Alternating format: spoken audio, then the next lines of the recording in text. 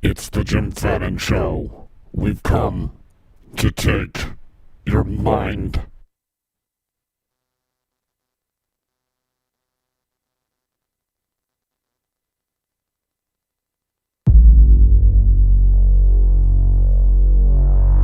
Am I still on?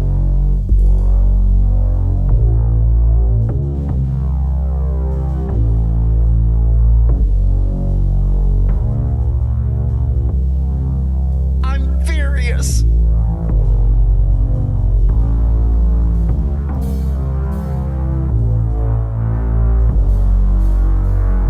Just take it nice and easy, okay? Just relax.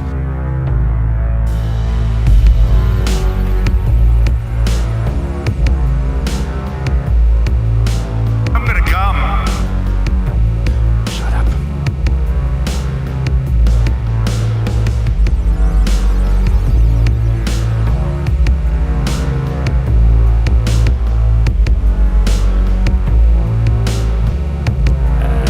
Here we go. Jim Fannon Show Papa. It's a quick hit. It's a little technical. You're going to like it. Oh, Periscope's down. It finally died. I'm the Jim Fannon Show. Welcome aboard.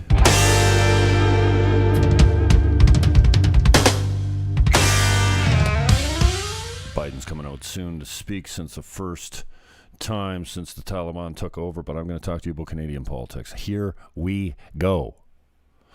Proportional representation is the equal distribution of seats based on popular vote. Right now we use first past the post, winner take all. So whoever gets the most votes in a riding takes the riding, even if 60% of the people vote against who was voted to take the riding. Are you following me here? Here's the deal in simplest terms. The election system, first past the post, first past the post, was designed for two parties so that the winning party always had a majority of the votes. It would be 50% of the vote plus one. That's how you get elected under first past the post with two parties. Now, when you have three parties, if the vote is equally distributed over all of them, which is uncommon, I understand that, but logistically, this remains true. If you have three parties running, you can be elected with 33.3% of the vote plus one.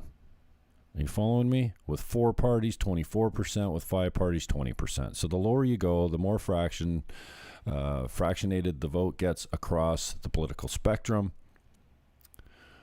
the less it takes for you to be elected. Okay? You following me so far?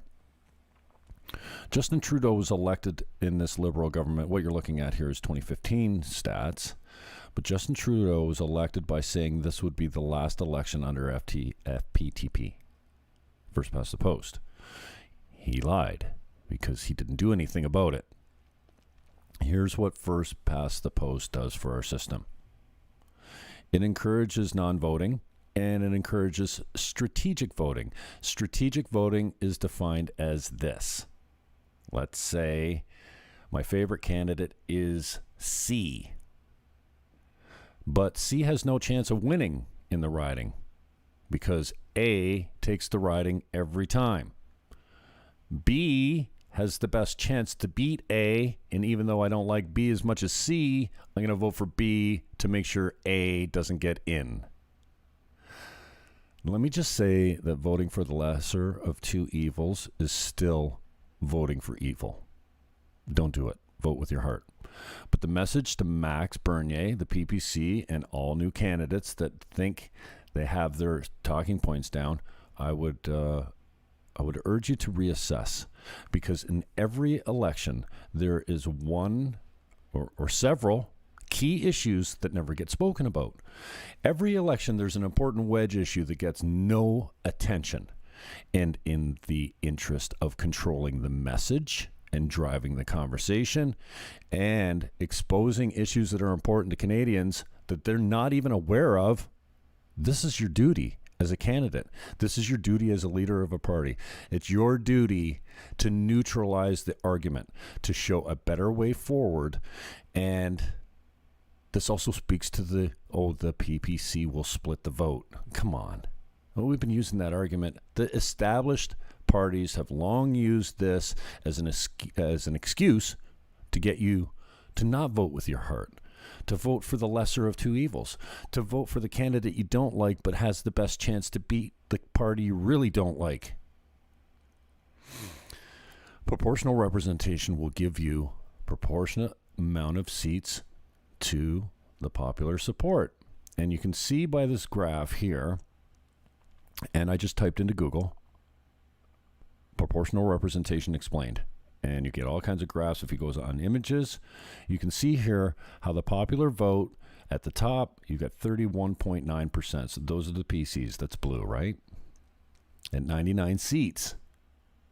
Now you've got the Liberals over here at red at 39.5% and almost double the seats with only 32 to 39, 7% difference in popular support and almost double the seats. And the Green Party that pulled 3.4% instead of having 3.4% of the seats gets one seat. And then the Bloc, because of their regional status and how they take the number of seats, with 4.7% of the vote, they get 10 seats, disproportionately distributed. So when I talk about issues that the main parties are not talking about, I spoke to Maxine about this. I think live on my program when I interviewed him. He said, listen, we want to concentrate on things we can do without changing the Constitution, and this can't be done without it. Okay, I'm down with that. I support the idea that you're going to shoot ideas and policies that do not need a constitutional amendment. Okay, that's probably wise. It's a good argument, except one thing. Who does proportional representation benefit the most? Well, everyone that loses, basically. And the winning parties, when they're in power, never want to change the way the election system is run because they get these big, fat majority governments. Stephen Harper's majority government was elected with 37% of the popular vote, meaning 63% of the voters voted against Stephen Harper, and he had a majority government without opposition to do whatever he wanted. Your vote means nothing. So, if you're tossing your vote anyways, why wouldn't you vote for one of the smaller parties, the Greens or the PPCs or an independent? Because in your riding, it's not going to be close. Your one vote isn't going to tip the balance, more than likely. I mean, in the rare case, it does. Anyway, the message I'm trying to drive is for candidates, no matter who your affiliation. This seems like an important wedge issue into a better democracy for Canada. It will allow you to control the message because you will own it. No one is talking about going back to the conversation of proportional representation, which is much more fair and democratic as far as the distribution of votes and seats goes. Maxine, in my opinion, could benefit the most from taking this mainstream, to putting it on the platform, to saying, listen, this is bullshit, because Maxime might get 10% of the vote this time around, and he might be rewarded with one seat instead of, well, what's 10% of, well, instead of 30-ish. How many seats do we have in Canada now?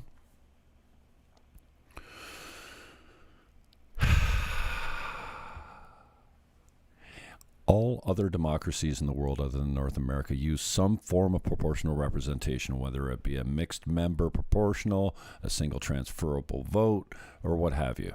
Ranked ballots is not proportional representation.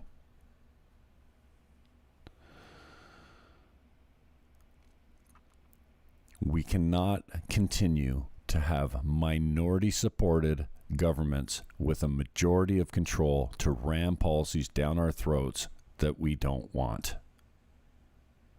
The end may be near, but it is not here. Have faith, be strong, stand, and fight. Get the word out and share this shit. I'm out.